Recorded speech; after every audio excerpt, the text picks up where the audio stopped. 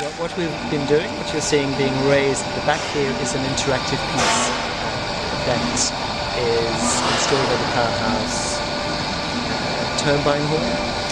We've invited members of the public to add to this piece, to weave, to find their way around the sort of construction that exists and create their own stitches, as well as replicate what is already there. So it's a matter of getting people involved in thinking about craft, reflecting on what lace is, and getting inspiration from the making rather than simply the viewing.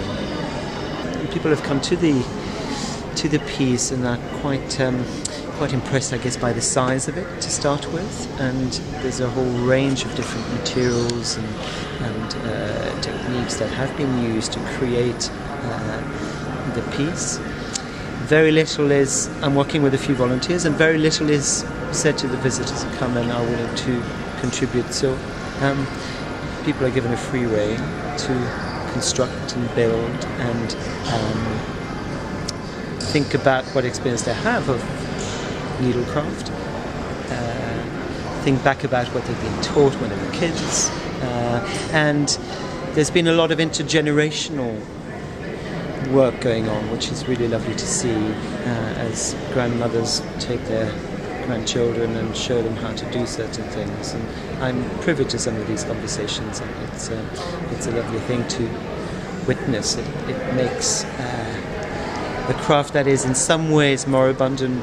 Very few people make lace these days, but in this context, seen in this context, and with the freedom of the freedom I give visitors to with regards how they approach making, I think it's really celebratory of the practice and sheds new light on it, hopefully.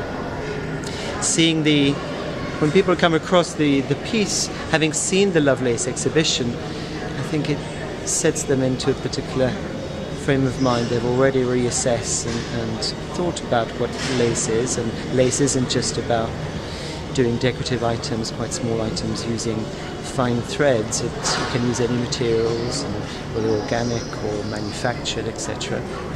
So it's helped this piece being made in a very different way than sort of other pieces have been done in the past. This is the last of a series that started 5 years ago. It's the 21st, 22nd installment of these large spatial woven pieces. For the Lovelace exhibition, I've installed a series of webs in the stairwell at the museum by a set of ramps. They're to be seen from 3 different levels.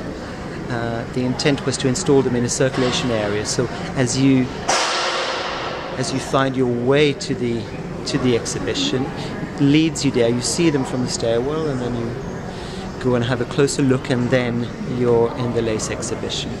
The piece aims to activate otherwise redundant areas of the museum, areas that are overlooked, or that, in fact, the piece here for the Lovelace show is just next to the toilets and by the stairwell. So not a space that you'd spend any time in, and I quite like furnishing these circulation area where you least expect to see the art, and I think that the context for that work works very well.